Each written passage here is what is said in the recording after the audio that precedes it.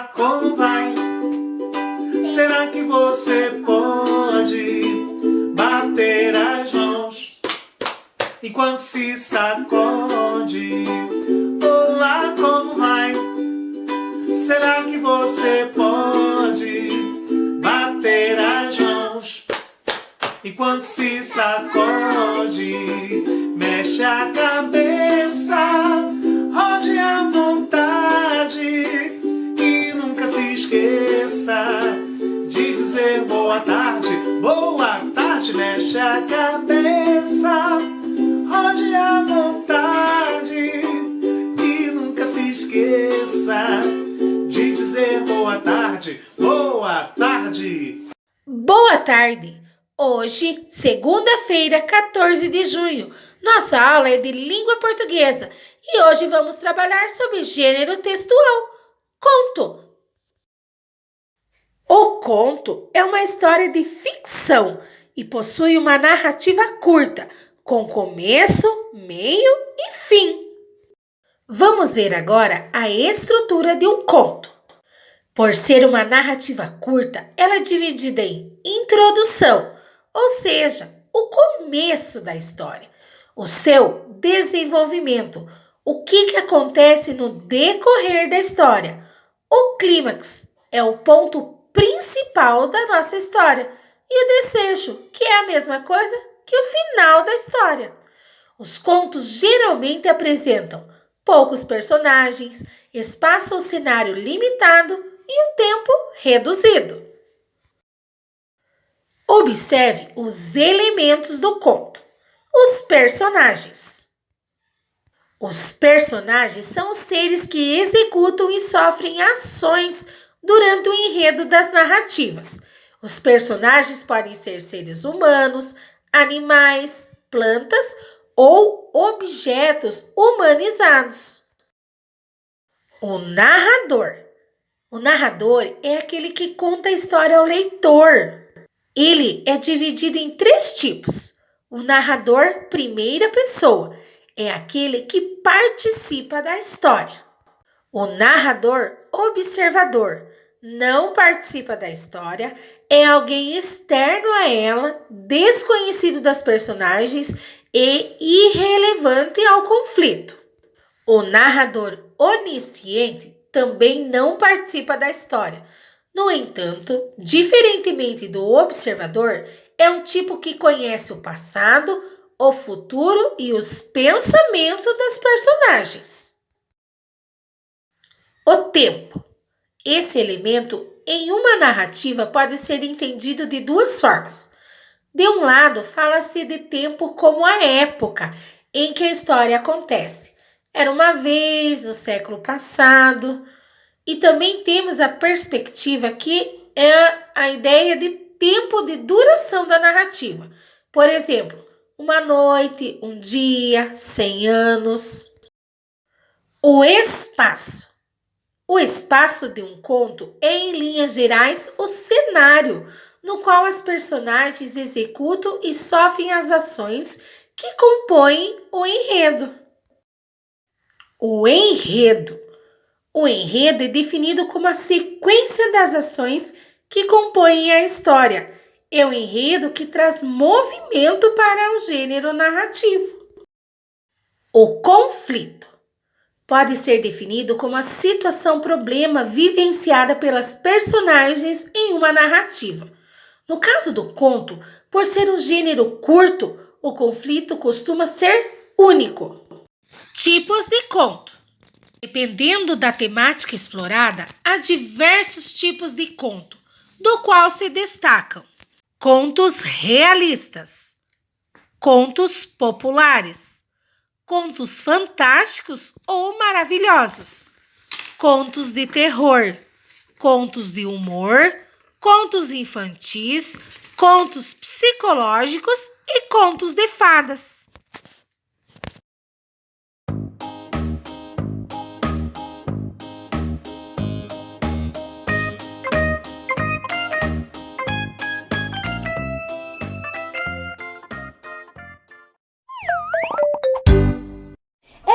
vez um príncipe que queria se casar com uma princesa. Só que tinha um problema.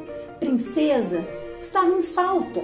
O príncipe então montou em seu cavalo branco, saiu de seu castelo e foi percorrer todos os reinos em busca de uma princesa verdadeira, em busca de uma princesa genuína. E não encontrou uma princesa sequer, porque numa ele via uma coisa, em outra ele via outra, era isso, era aquilo outro, e nada de princesa verdadeira. Com isso, o príncipe resolveu voltar para o seu reino, voltar para o seu castelo, e voltou assim, cabisbaixo, tristonho, sem esperança em sua vida.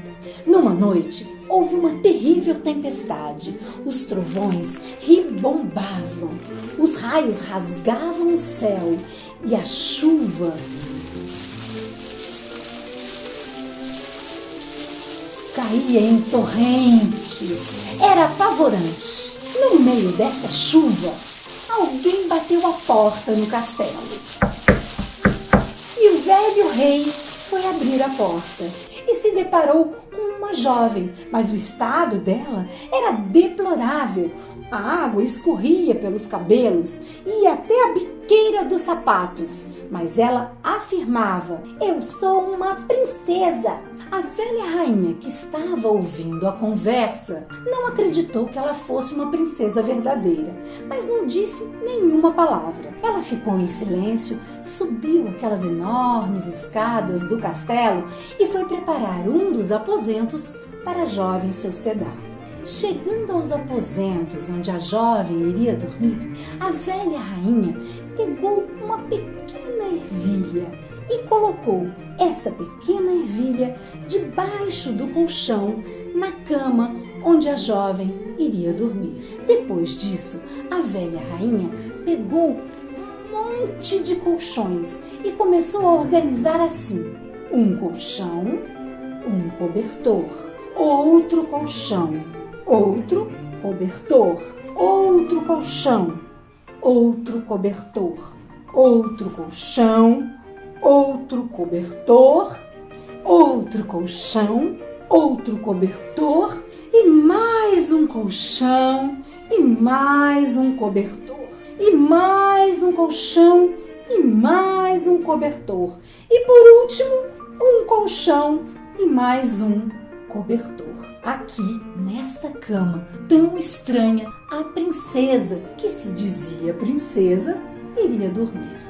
Oba! A minha caminha tá pronta! Vou dormir! Uma ervilha debaixo do colchão provocou uma enorme confusão. A princesa foi se deitar e a ervilha passou a incomodar. Ela mexia pra lá e pra cá, remexia e não achava posição. Não dormiu, não pregou o olho e a ervilha debaixo do colchão. E na manhã seguinte, perguntaram à jovem: dormiu bem? Oh, pessimamente. Havia alguma coisa debaixo do meu colchão. Incomodou minhas costas a noite inteira e não consegui dormir. Foi horrível. Todos, o velho rei, a velha rainha e o príncipe, perceberam que estavam diante de uma princesa verdadeira, porque somente uma princesa verdadeira seria sensível o suficiente para perceber debaixo de tantos colchões e de tantos cobertores a presença de uma pequena ervilha. E o príncipe não precisou procurar mais. Casou-se com uma verdadeira princesa. E no dia de seu casamento, durante um banquete real, foi servido como prato principal uma sopa de ervilhas. E a historinha de hoje foi A Princesa e a Ervilha, de Hans Christian Andersen.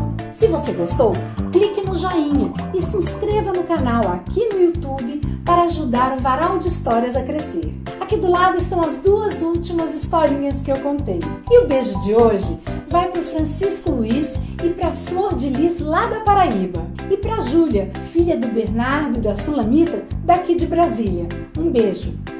E continue deixando os recadinhos para mim, que eu gosto muito de ler os comentários lá no YouTube. E não se esqueça, todo sábado às 11 horas da manhã, em ponto, você tem um encontro marcado comigo aqui, no Varal de Histórias. Um beijo e até semana que vem. Vamos às nossas atividades. Hoje, no livro didático de língua portuguesa, das páginas 120 a 124. A página 120 e a 121 é a leitura do conto maravilhoso A Princesa e a Ervilha. Página 122, interpretação do texto. O conto maravilhoso é uma história imaginada. Número 1. O conto A Princesa e a Ervilha apresenta personagens, tempo e espaço, que geralmente estão presentes nas histórias imaginadas. Então, responda. A. Quem são os personagens que participam da história? B. Essa história se passa em um tempo indeterminado, isto é, que não se sabe quando foi. Copie a expressão que comprova isso. Letra C. Copie do texto outras palavras ou expressões que indicam o tempo. Letra D. Espaço é o lugar onde a história se passa. Onde essa história se passou? Número 2. Releia o trecho a seguir.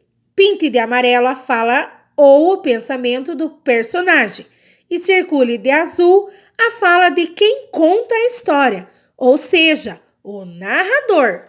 Número 3. Leia as frases e numere na ordem em que os fatos ocorreram. Para realizar essa atividade, vocês precisam voltar o texto sempre que for necessário.